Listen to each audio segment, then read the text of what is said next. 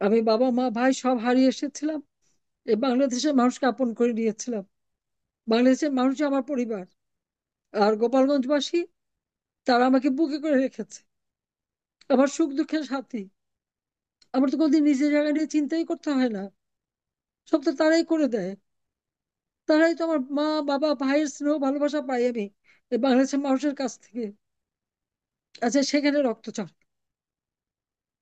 আমি সব হারিয়ে সেই শোক ব্যথা বুকে নিয়ে এসেছি এদেশের মানুষের সেবা করতে, এবং করেছি। আমার যে লক্ষ্য ছিল আমি সেটা অর্জন করে দিয়েছিলাম। আজকে একটা চক্রান্ত করে দেশের মানুষের উপর যে জুলুম অত্যাচার চলছে, খালি গোপালগঞ্জ আর সারা বাংলাদেশই আজকে শ্মশান ভূমি। সারা বাংলাদেশ জ্বলছে। আওয়ামী লীগের নেতা কর্মীরা, অগণিত নেতা কর্মী, মুক্তিযোদ্ধারা আজকে অপমানিত।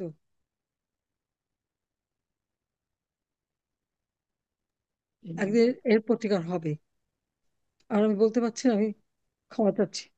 সবাই ভালো থাকেন, সুস্থ থাকেন, আর সবার কথা শুনি আমি। আমি সবার সাথে এমনিও ফোনে কথা বলছি সকলের সঙ্গে। দিশেহারা মানুষের উদ্দেশ্যে এখন বক্তব্য রাখবেন বিপন্ন বিপদগ্রস্ত মানুষের বন্ধু, বঙ্গবন্ধু কন্যা জননেত্রী শেখ হাসিনা। শ্রদ্ধেয় নেত্রী। বিসমিল্লাহির রহমানির রহিম। আমি প্রথমে পরম শ্রদ্ধা ভরে স্মরণ করছি সর্বকালের সর্বশ্রেষ্ঠ বাঙালি জাতিপিতা বঙ্গবন্ধু শেখ মুজিবুর রহমানকে। শ্রদ্ধা জানাই 15ই আগস্ট। জাতির পিতা বঙ্গবন্ধু শেখ মুজিব সহ আমার মা, আমার তিন ভাই, আমার মা ফজিলাতুন্নেসা মুজিব, আমার তিন ভাই কামাল জামাল রাসেল, কামাল জামালের নবপরিণীত সুলতানা রোজি জামাল, সে যুবনেতা শেখ ফজলুল হক মনি এবং তার অন্তঃসত্ত্বা স্ত্রী আরজুমনি, আব্দুল আফসানিয়াবাদ, তার 10 বছরের ছেলে আরিফ, 13 বছরের মেয়ে বেবি, 4 বছরের নাতি সুকান্ত, ভ্রাতুষ পুত্র শহীদ সানিয়াবাদ, সাংবাদিক, সবাই মুক্তিযোদ্ধা। আমার একমাত্র চাচা মুক্তিযোদ্ধা Sheikh Abu Naser, military secretary brigadier Jamir Uddin, police officer Siddiqur Rahman সহ সেই কালো দিবসে যারা শাহাদাত বরণ করেছেন তাদের আমি স্মরণ করি, শ্রদ্ধা জানাই, আত্মার মাগফিরাত কামনা করি। 30 লক্ষ শহীদের রক্তের বিনিময়ে অর্জিত আমাদের স্বাধীনতা, 30 লক্ষ শহীদের প্রতি শ্রদ্ধা জানাই। পাকিস্তানি হানাদার বাহিনীর হাতে নির্যাতিত আমাদের মা বোনেরা, তাদেরও স্মরণ করি। মুক্তিযোদ্ধাদের জানাই আমার সশ্রদ্ধ সালাম।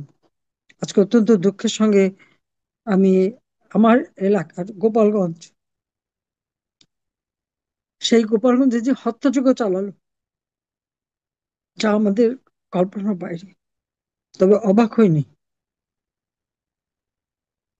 যেভাবে জাতির পিতা বঙ্গবন্ধু শেখ মুজিবুর রহমানকে হত্যা করেছিল, এবং এরপর বাংলাদেশে একের পর এক কু হয়, হত্যা কু ষড়যন্ত্রের রাজনীতি শুরু হয়। বঙ্গবন্ধু শেখ মুজিব চেয়েছিলেন কি? দুঃখী মানুষের মুখে হাসি ফোটাতে চেয়েছিলেন। এদেশের ক্ষুধা দারিদ্র হাত থেকে মানুষকে মুক্তি দিতে চেয়েছিলেন, উন্নত জীবন দিতে চেয়েছিলেন। ঘুণে ধরা সমাজ ভেঙে নতুন সমাজ গড়ে বাংলাদেশকে আরো উন্নত করতে চেয়েছিলেন। বাংলাদেশের মানুষকে বিশ্ব দরবারে মর্যাদার আসন দিতে চেয়েছিলেন। মাত্র 3 বছর 7 মাসের মধ্যে কিন্তু সেই যুদ্ধ বিধ্বস্ত দেশ গড়ে তুলেই তিনি ধ্বংসস্তূপের উপর দাঁড়িয়ে যাত্রা শুরু করেন এবং স্বল্পোন্নত দেশে উন্নীত করেন। কিন্তু 15ই আগস্টের পর বাংলাদেশ আবার আবার সেই ধ্বংসের মুখোমুখি হয়ে যায়। 21 বছর পর আমি সরকার গঠন করি, একমাত্র আওয়ামী লীগ সরকার। আমি প্রথম বাংলাদেশের ইতিহাসে নির্বাচিত সরকার হয়ে 5 বছর সম্পন্ন করি, বাংলাদেশকে খাদ্যে স্বয়ংসম্পূর্ণ করি, বিদ্যুৎ উৎপাদন বাড়ায়, সাক্ষরতার হার বৃদ্ধি করি, রাস্তাঘাট পুল ব্রিজ উন্নত করি, গ্রামে কোনো মানুষ যেন কুঁড়ে ঘরে বাস না করেন, নিজের পাখা একটা টিনের ঘর দিলেও দেওয়া, সেটা আমি সাফল্য অর্জন করি। এবং সেভাবে মানে মানুষের মৌলিক চাহিদা, অন্ন বস্ত্র বাসস্থান চিকিৎসা শিক্ষার ব্যবস্থা করে দিয়ে কমিউনিটি ক্লিনিকের মাধ্যমে বিনামূল্যে চিকিৎসার ব্যবস্থা, একটি বাড়ি একটি খামার, মানে প্রত্যেকটা পরিবারকে আর্থিক মানে ভাবে স্বাবলম্বী করা, সবই করে দিয়ে গেছিলাম। এরপর 2001-এ আসতে পারলাম না, সেটা এক চক্রান্ত ছিল। 8 বছর পরে 2008-এর নির্বাচনে বাংলাদেশের জনগণ আমাদের ভোট দেয়। এটা বোধহয় ওদের কল্পনারও বাইরে ছিল যে আওয়ামী লীগ এককভাবেই 48% ভোট পেয়েছিল। 259টা সিটে নির্বাচন করে 230টা সিটে আমরা জয়লাভ করি। আর 41টা সিট আমরা কোনো প্রার্থী দেই নাই, কারণ আমাদের শরিকদের দিয়েছিলাম। ওটা যদি দিতাম, তা আমাদের ভোটের সংখ্যা কিন্তু 50 ভাগের উপর হতো। বিএনপি জামাত 20 দলীয় জোট 300 সিটে কন্টেস্ট করে মাত্র 29টা সিট পেয়েছিল, 32% ভোট পেয়েছিল। তো এই যে জনগণের আস্থা বিশ্বাস অর্জন করেছিলাম, দিন বদলের সনদ ঘোষণা করেছিলাম এবং মানুষের যে ভাগ্য উন্নত করব, আমি কিন্তু সফলভাবে সেটা করতে পেরেছি।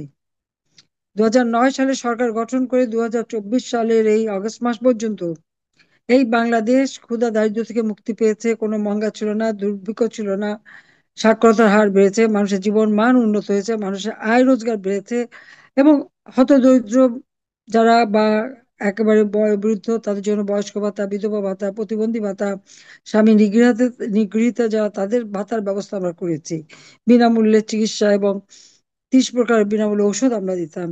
প্রত্যেকটা শ্রেণী পেশার মানুষকে আমরা সব রকম সহযোগিতা করেছি। এমনকি যে ক্ষুদ্র নৃগোষ্ঠী, হিজড়া, বেদে, কামার, কুমার, জেলে, তাঁতি, চা শ্রমিক, শ্রমিক, গার্মেন্টস শ্রমিক, সকলের জন্য কাজ করেছি। একটা মানুষের জন্য ভূমিহীন গৃহহীন না থাকে, 2 কাঠা জমি এবং ঘর বিনামূল্যে করে দিয়েছি। কোনো জমি যেন অনাবাদি না থাকে, পতিত না থাকে। প্রত্যেকটা অনাবাদি জমি চাষ করে খাদ্য উৎপাদন আরো বৃদ্ধি করেছে। খাদ্য তো সঙ্গসম্মত অর্জন করেছি, কিন্তু সেই সাথে সাথে পুষ্টি, আমিষ, সে তার ব্যবস্থা করেছি। প্রত্যেক জিনিস উৎপাদন বাড়িয়েছি। মানুষের যা যা চাহিদা তা আমরা পূরণ করতে সক্ষম হয়েছিলাম। বাংলাদেশ এগিয়ে যাচ্ছিল, উন্নয়নশীল দেশের মর্যাদা পায় যখন জাতির পিতা বঙ্গবন্ধু শেখ মুজিবুর রহমানের জন্ম শতবার্ষিকী এবং স্বাধীনতা সুবর্ণ জয়ন্তী আমরা উদযাপন করি। আমাদের অপরাধটা কি ছিল আমার? আমি জানি না। হ্যাঁ, একটাই অপরাধ ছিল, আমি দেশ বিক্রি করতে চাইনি। এই দেশ লাখো শহীদের রক্তের বিনিময়ে আমরা অর্জন করেছি। স্বাধীনতা সার্বভৌমত্ব বিকিয়ে দিয়ে ক্ষমতায় থাকা, এটা অন্তত আমার পক্ষে সম্ভব না। এই ডক্টর ইউনূস দীর্ঘদিন তার চেষ্টা, 2001 সাল থেকেই চক্রান্ত, গভীর চক্রান্ত, -2 ফর্মুলা ইত্যাদি ইত্যাদি নানা কথা বলে 2007 সালে সে ইউনূস গিয়েছিল দল করতে, ব্যর্থ হয়েছিল, থেমে যায়নি। আর তার পিছনে আমেরিকার সেই ডিপ স্টেট, ইউএস এইডের টাকা, সোরস নামে এক ইহুদির ধনকুবেরের টাকা, আর ইউনূস যে গ্রামীণ ব্যাংকের সমস্ত টাকা আত্মসাৎ করে বিদেশে পাচার করেছে। গ্রামীণ ফোন, এই ব্যবসা, সব ব্যবসা কিন্তু আমারই দেওয়া। গ্রামীণ ব্যাংকে 400 কোটি টাকাও আমি দিয়েছিলাম। সেই দিয়ে সে সে কিন্তু মাত্র 6,000 টাকা বেতনে গ্রামীণ ব্যাংকের এমডির চাকরি হতো। এমডির চাকরি 6,000 টাকা বেতনে 90 সালে জয়েন করেছিল। হাজার হাজার কোটি টাকার মালিক হয়ে গেল কোথা থেকে, সেই রহস্য কেউ জিজ্ঞেস করে না। তার টাকার কাছে সবাই যেন বেচা খেয়ে গেল। আর এই টাকা খরচ করে আমার নামে মানে অপপ্রচার, তারপরে সন্ত্রাসী কর্মকাণ্ড করে নিজেরা মানুষ খুন করে, আবু সাইদ, মুগ্ধ বা যারা নিহত হয়েছে, প্রত্যেকটা হত্যাকাণ্ড তারা নিজেরা ঘটিয়েছে একবারে পরিকল্পিতভাবে। কারণ এটা তো ইউনূস নিজেই বলেছে যে তার মেটিকুলাস ডিজাইনের মাস্টার মাইন্ড দ্বারা এই আন্দোলন করেছে, কারণ এখানে কোনো নেতা ছিল না। এবং সে যেই হত্যাকাণ্ড ঘটিয়েছে এবং যত অগ্নিসংযোগ সন্ত্রাসী কর্মকাণ্ড ঘটেছে, সেটা সব থেকে বড় প্রমাণ হলো জুলাই মাসের 15 তারিখ থেকে পুলিশ হত্যা, সাংবাদিক হত্যা, আওয়ামী লীগের নেতাকর্মী হত্যা, মানুষকে মেরে মেরে ঝুলিয়ে রাখা, মেট্রো রেল থেকে শুরু করে বিটিভি ভবন, দুর্যোগ ভবন, সেতু ভবন, বিআরটিসি ভবন, সব জায়গায় যে আগুন লাগানো, এসব কিন্তু জুলাই 15 থেকে শুরু করলো। তার আগ পর্যন্ত ছাত্ররা যে আন্দোলন করেছে তাদের গায়ে তো টোকাটাও পড়েনি।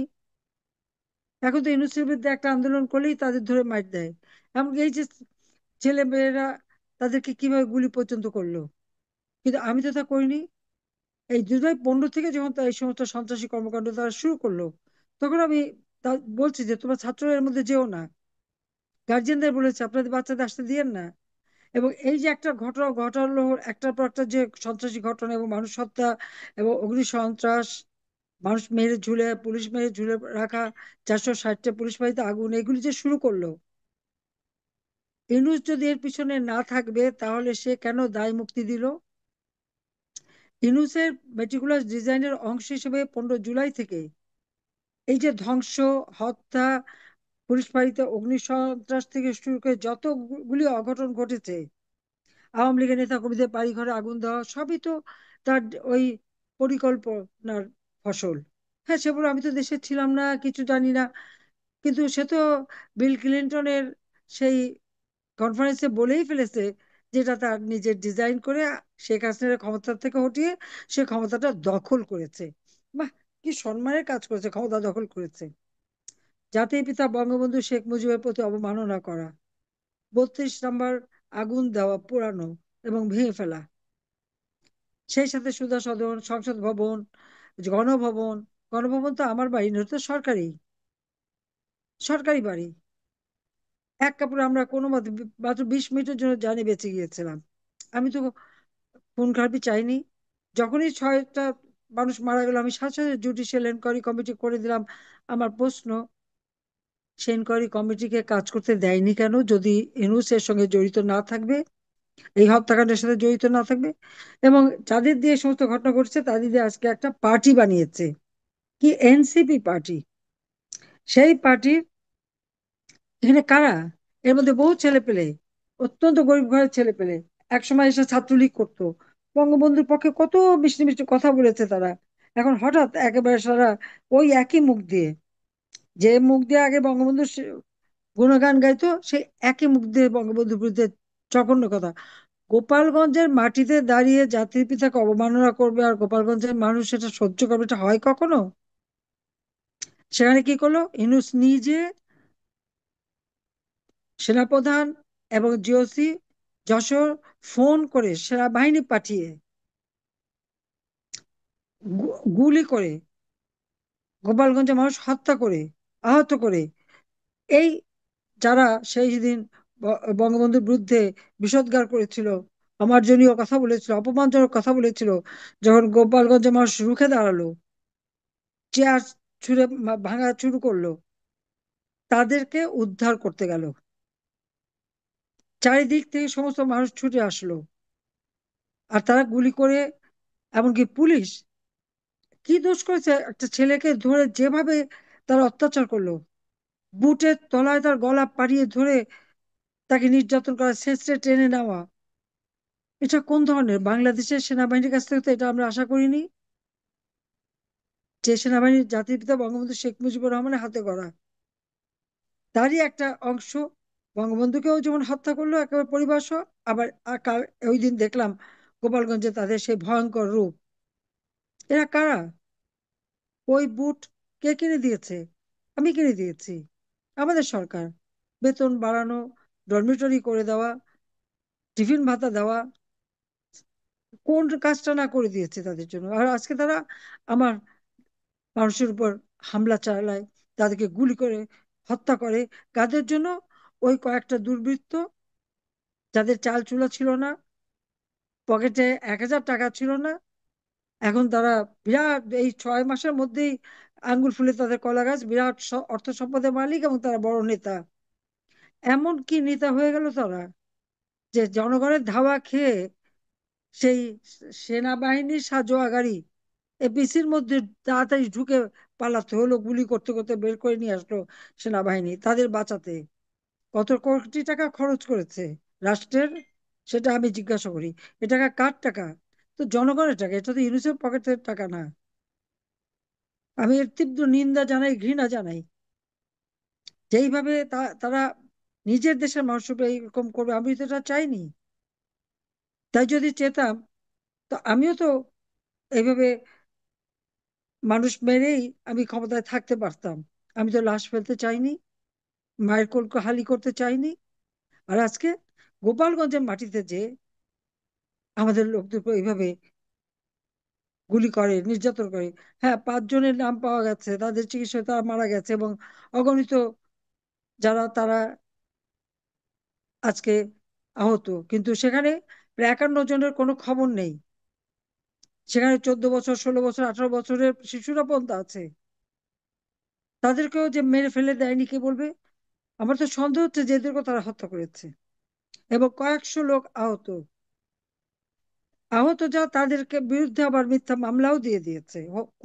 হত্যা করলেও যারা, তারাই আবার মামলা দেয় আমাদের নেতা কর্মীদের উপরে, কারো ঘরে থাকতে পারেনি, কারফিউ দিয়ে, 144 ধারা দিয়ে, ব্ল্যাক আউট করে বাড়ি বাড়ি বাড়ি বাড়ি যে হামলা, পাকিস্তানি হানাদার বাহিনীর থেকেও যেন এক ধাপ বেশি। কি স্বার্থে? আজকে যদি দেশ স্বাধীন না হতো, বঙ্গবন্ধু যদি তার নিজের জীবনটাই স্বাধীনতার জন্য সংগ্রাম করে উৎসর্গ না করতেন, তাহলে ওই বাঙালিরা কোথায় থাকতো? কোনো বাঙালি অফিসার, মেজর জেনারেল কেন, ব্রিগেডিয়ার পর্যন্ত তো উঠতে পারেনি। খুব বড় যে টেনে টুনে একজন দুইজন কর্নেল পর্যন্ত উঠেছিল, তার বেশি যেতে পারেনি। পাকিস্তানিদের বুটের তলায় লাথি ঝাঁটাই খেতে হতো। দেশ স্বাধীন করে দিয়েছে, এখন কেউ মানে বড় বড় পদও পাওয়ার সুযোগ করে দিয়েছেন, একটা আত্মপরিচয়ের সুযোগ করে দিয়েছেন, বাংলাদেশটাই তো দিয়ে গেছেন। যিনি বাংলাদেশটা দিয়ে গেলেন, আজকে তার প্রতি এইরকম অবমাননা! তুমি, এরা মানুষের জাত না। আপনারা দেখেছেন সেই ছোট্ট শিশুরা, একটা প্লেন, সেখানে অ্যাক্সিডেন্ট করলো, যার ফলে স্কুলে বাচ্চারা মারা গেল। মাইলস্টোন স্কুল, উত্তরায়। কত ছাত্রছাত্রী সেখানে একটা ক্লাসে থাকে, তিনটা চারটা ক্লাস একেবারে মিশে গেছে। সেই লাশগুলিকে তুলে দিয়ে ওখানকার লোকেরাই বলছে, যারা স্বচক্ষে দেখেছে, বস্তা বন্দুকের কোথায় নিয়ে ফেলে দিল।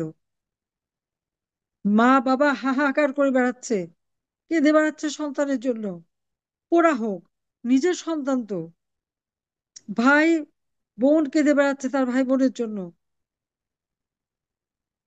কোনো হদিস নাই। আরে পোড়া শরীর থেকেও কিন্তু ডিএনএ টেস্ট করে কার কে সন্তান সেটা পাওয়া যায়। আমাদের ডিএনএ ল্যাবরেটরি অনেক আধুনিক ল্যাবরেটরি আমি করে দিয়েছি। যখন রানা প্লাজা বা তানজিন গার্মেন্টসে আগুন লেগেছিল, এই পোড়া বডি থেকে দাঁত এবং স্টুলের থেকে স্যাম্পল নিয়ে ডিএনএ টেস্ট করে প্রত্যেকটা পরিবারের হাতে লাশ হস্তান্তর করা হয়েছিল। আর আজকে সেই শিশুদেরকে, এবং যখন শিক্ষকরা চাইলো, শিক্ষক মারা গেছে, সেখানে আরো কতজন মারা গেছে, তারপর যারা শিক্ষকরা যখন চাইলো বা গার্জিয়ানরা, তাদের গায়ে হাত তুললো। এই আর্মি যে তাদেরকে মেরে ধরে সরিয়ে দিয়ে তারা নিজেরা উদ্ধার করবে করে সে লাশগুলি গুম করলো। আমরা তো এইরকম বিভৎসতা চাইনি। আন্তর্জাতিক জাতিসংঘ শান্তি মিশনে আমাদের সেনাবাহিনী, পুলিশ বাহিনী, বিমান বাহিনী, নৌবাহিনী, বিডিআর এরা কাজ করে। আমি সবসময় তাদের মানবিক গুণাবলীর প্রশংসা করি।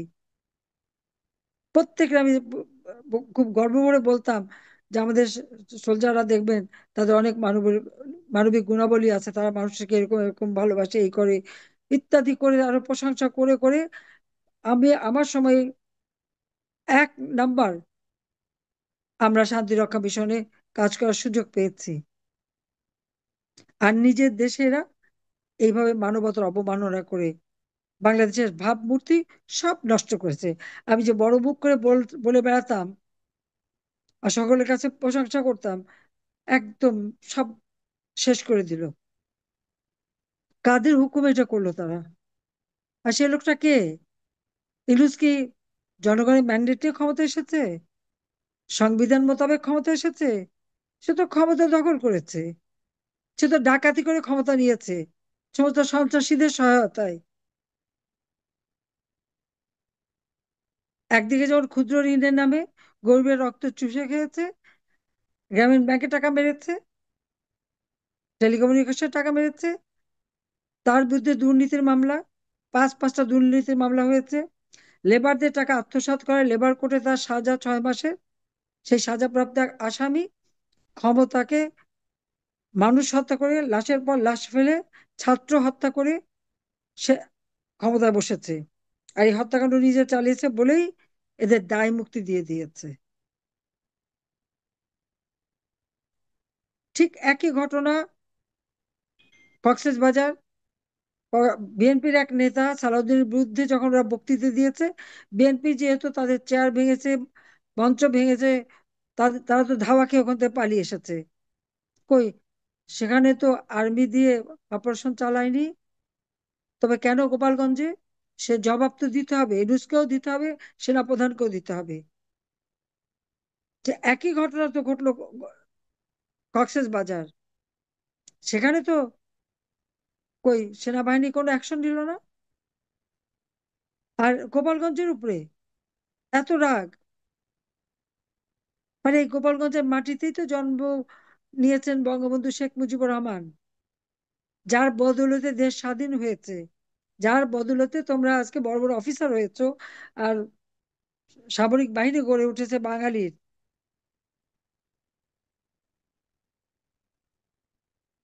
কোথায় কার কাছে বলবো? এরা কি মানুষের জাত? এইরকম অমানুষ তৈরি করলাম কেন, সেটা আমার আফসোস হচ্ছে। এখানে কমেন্ট কোথায়? হুকুম দেয় গুলি করো, সেপাহীরা গুলি করতে দ্বিধা করে, তাদেরকে গালি দিয়ে বলে সরাসরি গুলি করো। আরে গুলি করতে হলে তো মানুষ একটা অর্নিং দেয়, ব্ল্যাঙ্ক ফায়ার করে, তা না, সরাসরি গুলি করে মেরে ফেলে দিতে হলো। পাখির মতো গুলি করে আমার লোকদের মারলো। আল্লাহ দিন দেবে, এর বিচার হবে একদিন। আল্লাহ যখন আমাকে বাঁচিয়ে রেখেছে, আমাকে এমনি এমনি বাঁচায়নি।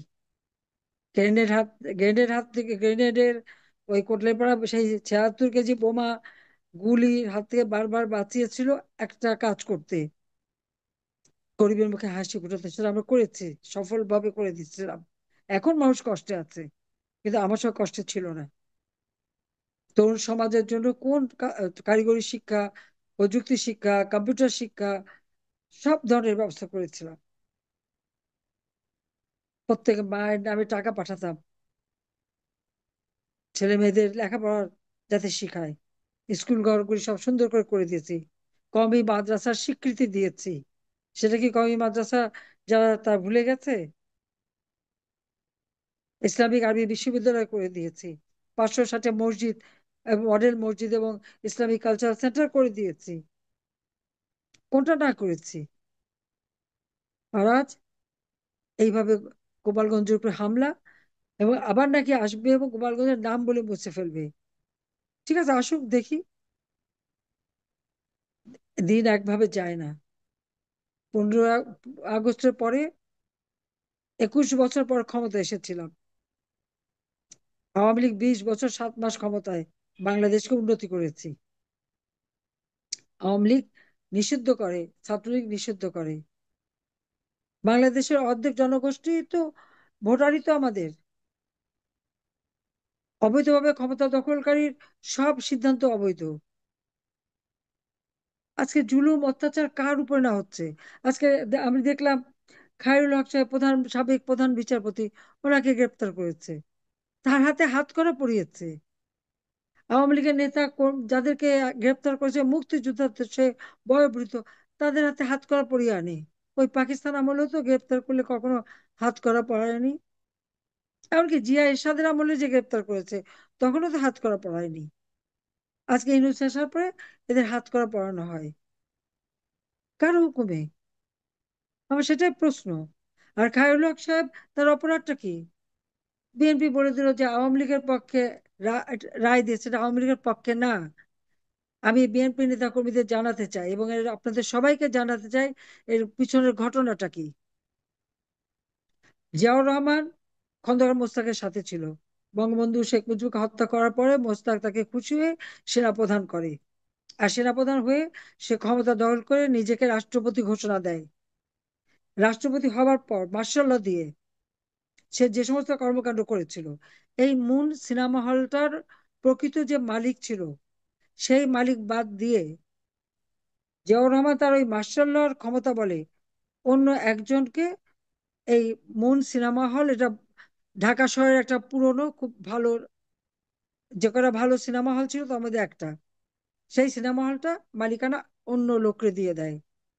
তখন মুন সিনেমা হলের মালিক মামলা করে, সেই মামলা দীর্ঘদিন চলতে থাকে। তো যেহেতু জিয়া ক্ষমতায় থাকতে এটা কোনোদিন কার্যকর হয়নি, এরশাদ ক্ষমতায় মার্শাল্লাহ দিয়ে আসে, সেই মামলা চলতেই থাকে, যে খালেদা জিয়ার সময় চলতে থাকে। আমরা ক্ষমতা আসার পরে মামলা চলে চলে মামলা উচ্চ আদালতে যায়। যখন উচ্চ আদালতে যায় তখন সেই এটাকে অনেক তদন্ত করে দেখা হয়, এবং প্রকৃত মালিকের হাতে ক্ষমতা হস্তান্তর করা নির্দেশ আদালত দেওয়ার সময় যে কথাটা রায়ে বলা হয়েছিল যে মার্শাল ল এটা হলো অবৈধ, এটা কোনো সাংবিধানিক ভিত্তি নাই।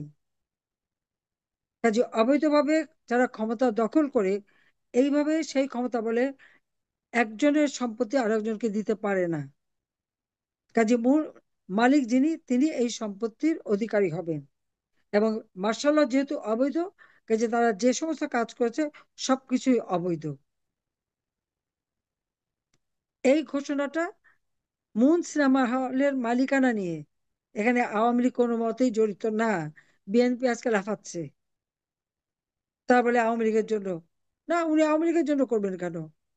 উনি একজন বঞ্চিত মানুষের ন্যায্য অধিকার আদায় করে দিয়েছিলেন, তাহলে বিএনপির গায়ে ফোসকা পড়লো কেন? এটা তো বাস্তব। জিয়াউর রহমান তো মার্শাল্লাহ দিয়েই ক্ষমতা দখল করে হঠাৎ একদিন বলে ফেললো আমি আজকে থেকে রাষ্ট্রপতি হলাম। এটাকে অস্বীকার করতে পারবে? পারবে না। আরেকটি বিষয় আপনাদেরকে জানিয়ে রাখি, 32 নম্বরে আগুন দিল, পোড়ালো। এর মধ্যে কেউ কেউ বলে উঠলো, হ্যাঁ, খালেদা জিয়া ওই মইনুল রোডের বাড়িতে ছিল, সেই বাড়ি ভেঙে ফেলছে দেখে 32 নম্বর ভাঙলো। 32 নম্বর 1956 সালে 2000 টাকা দিয়ে এই জমিটাকে কেনা, যেটা সর্বসাকুল্যে 6000 টাকা দাম হয়েছিল পরে। এই বাড়িটা আমার মা বলতে গেলে একটা একটা ইট দিয়ে নিজের হাতে গড়ে তুলেছিলেন। একটু একটু করে বাড়িটা তৈরি করা হয়। 61 সালে 2টা কামরা করে, তারপর আমরা এসে ওখানে উঠি। তারপর থেকে বাড়িটা ধীরে ধীরে আমার মা নিজের কষ্ট করে ওঠেন। 15ই আগস্টের পরে এই বাড়িটা নিলামে চলে যায়, কারণ হাউস বিল্ডিং কর্পোরেশনের লোন নিয়ে বাড়িটা করা হয়েছিল। 15ই আগস্টে এই হত্যাকাণ্ডের পর ওই লোন সব শোধ হয়নি, মাত্র কত 10,000 না 12,000 টাকা বা 18,000 টাকা এরকম বাকি ছিল। 81 সালে আমি যখন চলে আসলাম তখন একদিন পেপারে দেখি বাড়িটা নিলামে দেওয়া হয়েছে। ওই বাড়ি 15 আগস্টের পরে সিল মারা হয়, জিয়াউর রহমান সিল মেরেছিল। আমি যখন বাংলাদেশে আসি আমাকে বাড়িতে ঢুকতে দেয়নি জিয়াউর রহমান। আমি রাস্তায় বসে বাবা মার জন্য দোয়া করি। জিয়া মরার পরে 12ই জুন 81 সালে আমার ওই বাড়িটা হস্তান্তর করে। তারপরে দেখি বাড়িটা নিলামে উঠেছে। কেন? হাউস বিল্ডিং কর্পোরেশনের টাকা বাকি পড়েছে। তখন আমি এদের সঙ্গে যোগাযোগ করি, তবে তারা উদারতা দেখায়। বোর্ড মিটিং করে তারা সিদ্ধান্ত নেয় যে ওই বাড়ির আর ওখানে এত কাল ধরে তো ওই লোন নিয়েছে, মা একটু একটু করে বাড়ি বানিয়েছে। কাজী 71 সালে পাকিস্তানি হানাদার বাহিনী ওটা বাড়িটা ভাঙচুর করে। 15 আগস্টে এই বাড়িটা লুটপাট হয়। তারপরে ওই লোনটা তারা মাফ করে দেয় এবং দলিলটা আমাকে দিয়ে দেয়। উত্তরাধিকার সূত্রে আমি আর রেহানা পাই। আমরা কিন্তু ওই বাড়ি নেইনি। বঙ্গবন্ধু মেমোরিয়াল ট্রাস্ট করে, আমি বলছি এটা জনগণের সম্পত্তি, কারণ ওই বাড়ি থেকে আমার বাবা স্বাধীনতা ঘোষণা দিয়েছেন, আর ওই বাড়িতে আমার পরিবার শহীদ হয়েছে। কাজে এই বাড়িতে আমরা দুই বোন থাকতে পারবো না। বাড়িটা আমরা ট্রাস্টকে দান করে দিয়ে ওই বাড়ির, সেই ট্রাস্টের মাধ্যমে বহু ছেলে পেলে লেখাপড়া সবকিছুর জন্য যা পেয়েছিলাম তাই দিয়ে দিয়েছি। আর মইনুল রোডের বাড়ি, ওটা ক্যান্টনমেন্টের সম্পত্তি, ক্যান্টনমেন্ট বোর্ডের সম্পত্তি। ক্যান্টনমেন্ট বোর্ডের এই ব্লকের যে সম্পত্তি থাকে, এটা কখনো কারো ব্যক্তি মালিকানা যায় না। জিয়াউর রহমান যখন 81 সালে মারা যায়, সে যখন নিহত হলো, তখন দেখানো হলো যে খালেদা জিয়ার কিচ্ছু নাই, কোনো সম্পদ নাই। তখন সাত্তার সাহেবের সরকার, তিনি, সাত্তার সাহেব ছিলেন মানে তখন অস্থায়ী রাষ্ট্রপতি। কাজী জিয়া মরার পরে সে ভাইস প্রেসিডেন্ট ছিল, তখন প্রেসিডেন্টের দায়িত্ব পালন করে। তার ক্যাবিনেটের সিদ্ধান্ত হয় খালেদা জিয়াকে একটা বাড়ি দেওয়া হবে, কারণ এই বাড়ি তো ক্যান্টনমেন্টের সম্পত্তি, এটা তো ব্যক্তি মালিকানায় দেওয়া যায় না। কাজী তখন তাকে গুলশানে একটা বাড়ি দেওয়া হলো। যে বাড়িটা প্রথম তারা ক্যাবিনেটের সিদ্ধান্ত নিয়েছিল, খালেদা জিয়া নিজে যে সেই বাড়িটা দেখে আসে, তার পছন্দ হয় নাই। তারপর সে গুলশানে ঘুরে যে বাড়িটা পছন্দ করে, প্রায় 1.5 বিঘার উপর বাড়ি, সেই বাড়িটা তার পছন্দ হয়। ওই বাড়িটা তখন খালেদা জিয়াকে দেওয়া হয় এই শর্তে যে এই বাড়িটা ছেড়ে সে ওই বাড়িতে চলে যাবে। কিন্তু ওই বাড়িটা যখন তাকে রেজিস্ট্রি করে দেওয়া হলো, তখন এ বাড়ি আর সে ছাড়ে নাই। শুধু ছাড়ে নাই তা না, ওই বাড়ির সাথে আরেকটা বাংলো ছিল, আরেকটা বাড়ি ছিল, সেই বাড়িটা সে দখল করে। ওই বাড়িটার পাশে, ওখানে সৈনিকদের ব্যারাক ছিল, সেই ব্যারাকের জায়গাও সে নিয়ে রাখে। পাশাপাশি ওই মইনুল রোডের রাস্তা দিয়ে আর্মি অফিসারের ছেলে মেয়েরা ওই শহীদ আনোয়ার স্কুলে যেত, শাহিন স্কুলে যেত। ওই রাস্তা ব্যবহার করাও খালেদা জিয়া বন্ধ করে দেয়। তারা ওই রাস্তা দিয়ে যেতে পারতো না। তাদের সবাইকে ওই জাহাঙ্গীর গেট থেকে বের হয়ে মেইন রোডে যেয়ে তারপর স্কুলে যেত হতো। এই জন্য ওদের ভিতরে একটা ক্ষোভ ছিল, ক্ষোভ ছিল। ওই বাড়ি ওইভাবে নিতে পারে না, যখন তাকে ওই বাড়ি থেকে, বাড়িটা বোর্ডের অধীনে, কিন্তু খালেদা জিয়া জোর করে এটা প্রধানমন্ত্রী নিজের নামে করে নেয়। তখন তার একটা মামলাও হয়। মওদুদ সাহেব সেই মামলা পরিচালনা করে। সেই মামলায় খালেদা জিয়া হেরে যায়। হেরে যাওয়ার পরেই তাকে এই বাড়িটা ছাড়তে হয়। এবং আপনারা জানেন যে খুব কান্নাকাটি করে সে ছেড়ে গেছে বাড়িটা। ওটা তো সম্পূর্ণ ক্যান্টনমেন্ট বোর্ডের জায়গা। সে তো বলতে গেলে একটা গুলশানে বাড়িও নিল, আবার এটাও দখল করে রাখলো। কিন্তু জিয়াউর রহমান কিন্তু বিশাল জমি দক্ষিণখানে কিনে রেখেছে। এই গুলশানের ওই এলাকায় দেখবেন বিশাল জমি, সাভারে তার কেনা জমি, তখন ওগুলি সব চেপে গেছে। এখনো সে জমি আছে, ঠিকানা আছে। ওই ওটার সাথে 32 নম্বরের তো তুলনা হয় না। জিয়াউর রহমান স্বাধীনতার পর কুমিল্লা ক্যান্টনমেন্টে ছিল, খালেদা জিয়াকে ঘরে নিতে চায়নি, অন্য একটা ঘটনা ছিল। যে খালেদা জিয়ার সংসার বাঁচানোর জন্য বঙ্গবন্ধু শেখ মুজিবুর রহমান জিয়াউর রহমানকে deputy chief of army staff নামে নতুন পদ সৃষ্টি করে তাকে ঢাকায় নিয়ে আসে এবং এই বাড়িতে থাকতে দেয়। ওই বাড়িতে থেকেই জিয়াউর রহমান কিন্তু বঙ্গবন্ধু হত্যা ষড়যন্ত্র করে, নিজেও প্রেসিডেন্ট হয় ওই বাড়িটাই। ধীরে ধীরে ওইটাই তাদের গড়ে ওঠে আস্তানা। একজন মেজর হিসেবে ওখানে ঢোকে।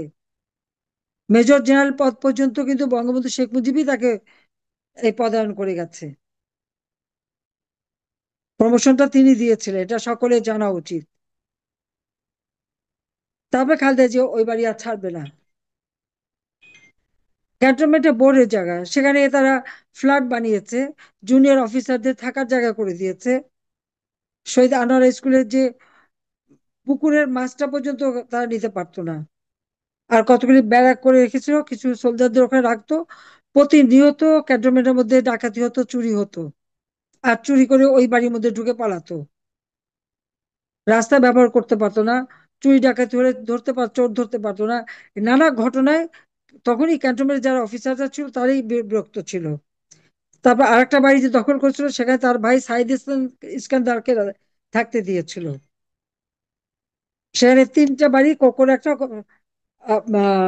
তারেকের একটা, খালেদা জিয়া। তো এখানে আমাদের দোষটা কি ছিল? আমরা কেন বাড়ি ভাঙতে যাব? যাদের সম্পদ তারা নিয়েছে, তাদের অফিসারদের জন্য ফ্ল্যাট করে দিয়েছে।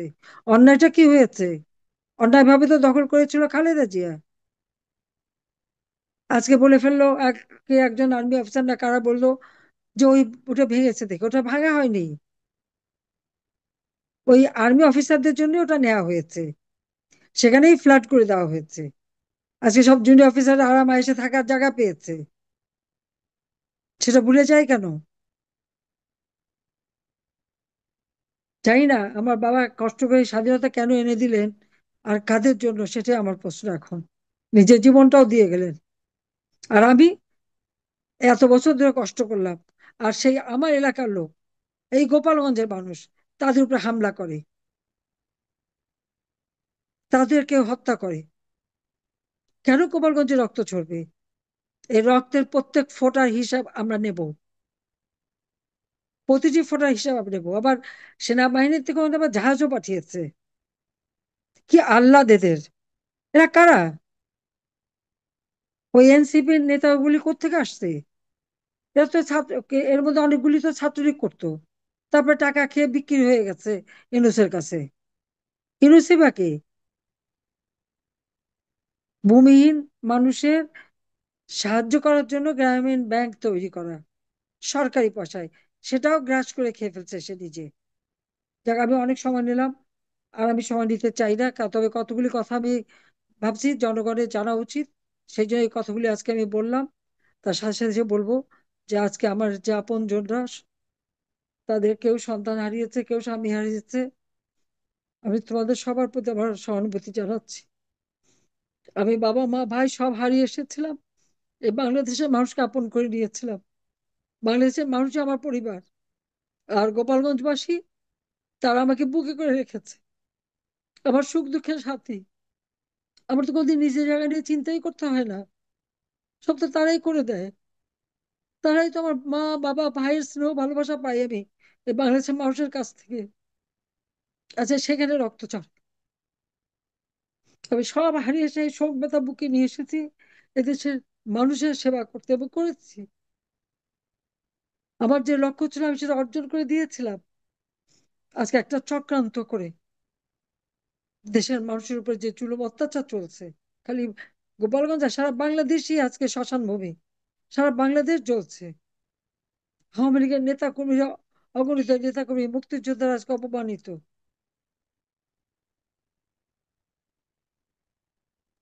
একদিন এর প্রতিকার হবে। আর আমি বলতে পারছি না, আমি ক্ষমা চাচ্ছি। সবাই ভালো থাকেন, সুস্থ থাকেন, আর সবার কথা শুনি আমি।